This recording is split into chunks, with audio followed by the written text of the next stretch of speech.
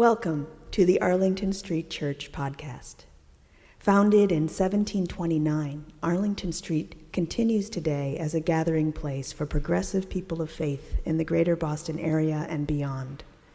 We are located at the corner of Arlington and Boylston Streets, across from the Public Garden in Boston, Massachusetts. Please visit ascboston.org for more information about this historic Unitarian Universalist congregation. Arlington Street Church, gathered in love and service for justice and peace. When I was young, my parents exposed me to many different opportunities to develop, to grow, to explore, essentially to find myself. And one of the extracurriculars that they had me sign up for was piano lessons. I took lessons from somebody about 1.5 miles down the street. She gave lessons to all of the neighborhood and kids in our town growing up just out of her house, and it was a great experience. I wasn't over musically talented or maybe even interested, but I did become very excited when I discovered that they had a competition and that at their annual recital, the student who had learned the most songs over the course of the year got a trophy. This was my motivation, and I pursued it relentlessly. Challenge was accepted, and I was successful in my pursuit. Each year that I was a student here at this particular place, I did end up with the trophy for learning the most songs in a year. But I have to confess, I wasn't learning music. I really wasn't learning a whole lot about piano. I was mastering the skill of memorizing these songs to then get my trophy. And I realized after some time that I didn't actually love piano. My skill set doesn't necessarily align with that of the musical realm. All the power to you all, and respect. But what I loved was the approval I got from, the recital and from performing. I loved the challenge and the competition, committed to myself and trying to see how much I could do and what new level I could reach. And so my 9-year-old self had a bit of a midlife crisis when I realized that I was pursuing something that was meaningful to me, the challenge and the excitement and the competition, but in a realm, in a world that didn't necessarily align with my skill set and my own passions. This hit me again a few years later when I was at a much more serious format. I was enduring the loss of our daughter, Layden. I speak on this particular weekend every year as it marks now what is the 4-year anniversary of my very first time speaking in this pulpit. It was at her memorial service. And I didn't think I would ever speak up here again, nor would I be able to. And so getting up here now to share what my daughter Layden taught is truly a privilege. After she passed away, as you can imagine, the world made absolutely no sense to me. Life as I knew it was lost. Motherhood was taken from me. And I pursued grief with the same relentlessness that I pursued memorizing my piano songs. I just wanted somebody to tell me exactly what I needed to do to get my trophy and get through grief. I did anything you could think of. I listened to TED Talks, read book after book after book, joined parent groups, all different ones across the state. I even traveled outside of the country twice to hear world-renowned grief speaker speak on the topic of managing and navigating loss. I was desperate for somebody to tell me the answer, how I was going to get through this challenge. And I discovered a couple of things. One, there is no set answer, there is no cure to grief or the other challenges that we all may face in our lives. But I discovered there are strategies. There are strategies we can employ to help us navigate through in a way that's productive and progressive and offers an opportunity for growth. And the first of these is allowing for the coexistence of challenge and opportunity. Right? I like to imagine a scale, and on one side of the scale is the challenge that's present. We can't deny it. right? When we deny it or we evade it, we ignore it, we may think that we're coping productively, but we're really not. It just waits patiently or manifests itself in different ways. So with that space, with the challenge and the adversity that we're facing, is it possible to open our mind to the coexistence of opportunity, of growth? Not catastrophizing about what we're facing, knowing that we will get through and we can get through. And also acknowledging that some days one side of the scale feels a little heavier than the other. I know I'm not alone in some days of facing a challenge, thinking that this is so heavy, I don't know if I can get through. And then another day feeling empowered, strong, clear, and determined. What can become exhausting is how those balance out. And so when we find the coexistence, can we just give space to not be too reactionary when they weigh more than the other, and try to hold them tightly in the middle? The second strategy that I found to be absolutely imperative, I actually learned through a grief counselor. She's magical. Her name's Kendra. I always like to give her credit. And she said that there are 4 types of supports from people that we can employ when we're facing any types of challenge. Right? And I like to think of it in my athletic-centered mind as building your team. And the first type of teammates are your listeners, the people who will listen very, very, very well. They'll let you go on, and they'll give you the space. They don't interject with how to fix your problem, how to solve your problem, or try to tell you that it will get easier after a year. The second type are the doers, those that can help you handle those tasks, whether it's planning a memorial service or a fundraiser or getting your grocery shopping done when you don't have the strength to get out in public. The third type are distractors, those who maybe aren't super comfortable talking about challenge, but they care about you and they want to be there for you, so they can take your mind off of it. Maybe you go hiking or you get dinner or you talk about a completely different topic or see a movie. And the last kind that Kendra taught me about was what she called the Xers. She didn't like to use profanity, but you can insert profane language there. And what she said about the Xers are that people that were drawn to the situation because they like the chaos or they like the drama or they need to be needed. Right? Maybe just a lack of awareness. And she taught me about this kind. She said you have to learn to establish your boundaries and keep them when they try to insert themselves. And one of the most important things that she empowered me to understand was that people, our teammates in our lives, can hold different roles. They can be a little bit of a listener and a little bit of a doer, or it could change based on the challenge that we're facing. But it's up to us to not have the expectation that the people in our lives are all going to be listeners and doers and distractors. Know what the people around you can offer, what they excel at, and allow them to share their love for you in that way. The third strategy, which proved to be among the most challenging and the most meaningful, was becoming really clear on my values.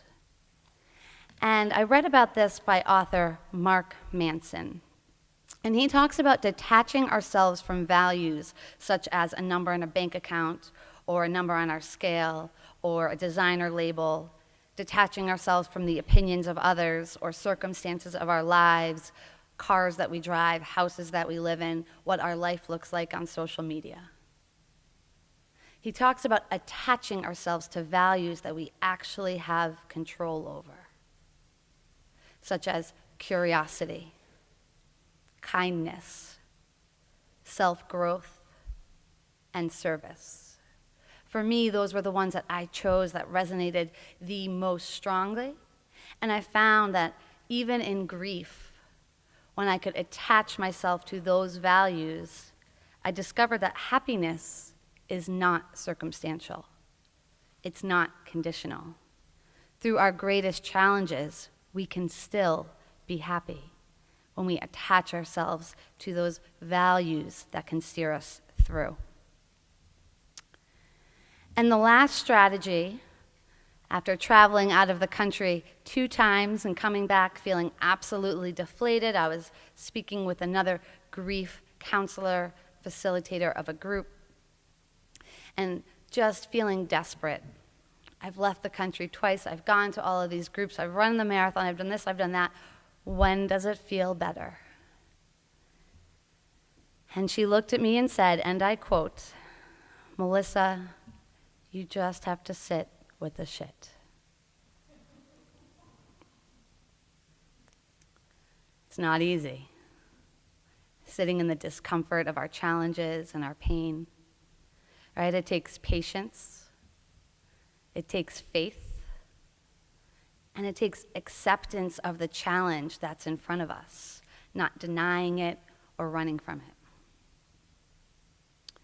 And so I sat with challenge again more recently. I thought that maybe I had checked it off my life to-do list going through it with grief, but that's not the way that it works, as I learned. I was facing unsettling uncertainty, a job that I pursued with that same determination of mastering the piano songs to get to that next level.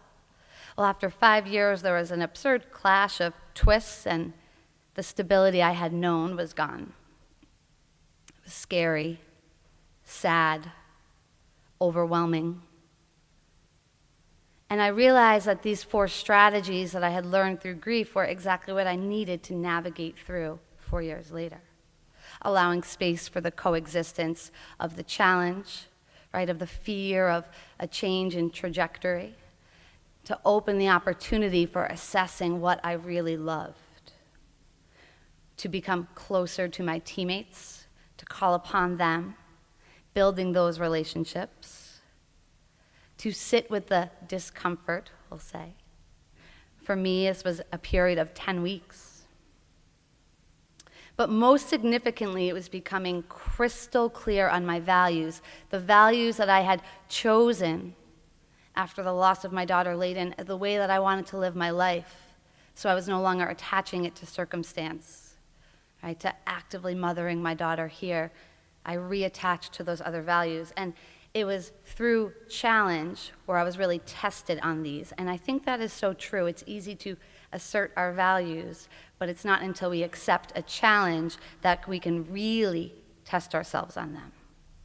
And I realized that almost like when I first began playing piano, I had tunnel vision on a certain trajectory and goal, right? And it took a challenge to force me to check my own alignment. At 9 years old, playing piano, I realized I was wired for working hard. I liked the chase, I liked having approval, I liked challenge, and I liked progressing myself. But I didn't love playing the piano.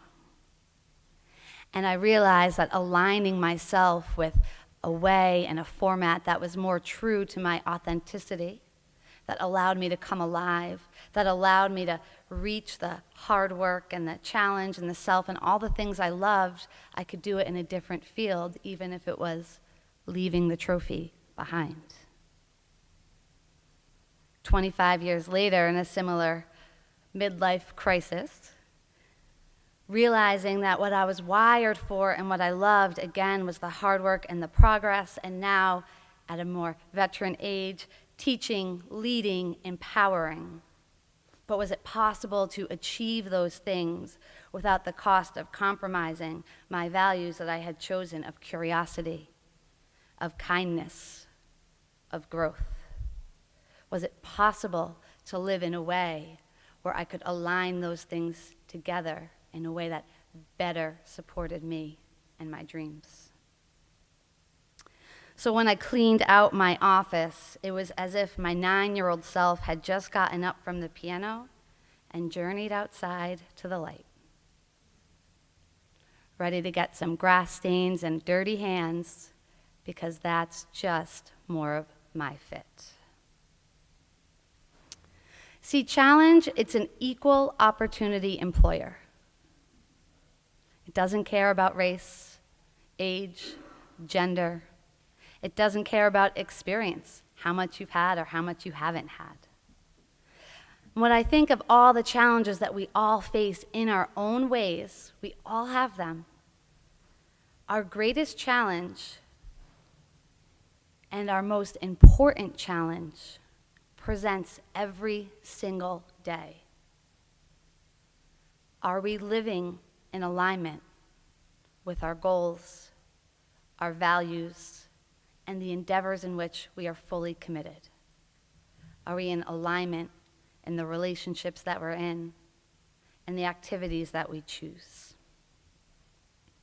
It's not easy. It can be out-of-the-box thinking, and it takes courage to face the uncertainty if what we're doing is really what we should be doing.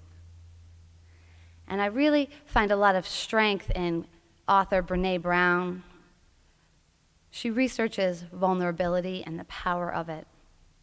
And when speaking about courage, she says, courage is a habit. You get it by courageous acts. Just like you learn to swim by swimming, you learn to courage by couraging. And while there may not be a prescribed solution, an instant fix, as we search for the cure and the fix to all of the challenges that we face, there are strategies we can use. Can we employ the word and? Can something be very challenging and an opportunity? Can we really get to know and connect with our life teammates and celebrate the areas in which they can contribute and that we can contribute to them authentically? Can we become crystal clear on our values? And when we can do that, difficult decision making, whether it's in your free time, and if you want to play the piano or play outside, in your careers, in your relationships, in your priorities, clarity on the values makes those difficult decisions a heck of a lot less difficult. And finally, can we learn to just sit with it? To be patient in the process, because it is a process.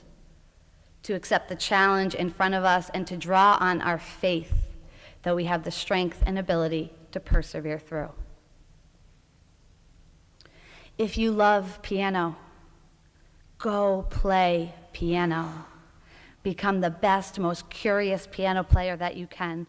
But if you're wired around to jump on the monkey bars and get a little dirty from time to time, go do that. The very best advice I've gotten in years and years of collecting feedback from students with which I worked over 10 years, there's one that always resonates with me. He said the best thing he learned was to do you. To find a place where idiosyncrasies, passions, skill set, and pursuits where they all meet. May we all find that space where we are fully aligned and go there relentlessly. Make it our gift to the universe and trust that the universe will give back. And when we do so, we'll find that we shine our lights, we shine more brightly. And truly, the world needs us to do so. The world needs us to face this challenge and find the courage to say, challenge accepted. Amen.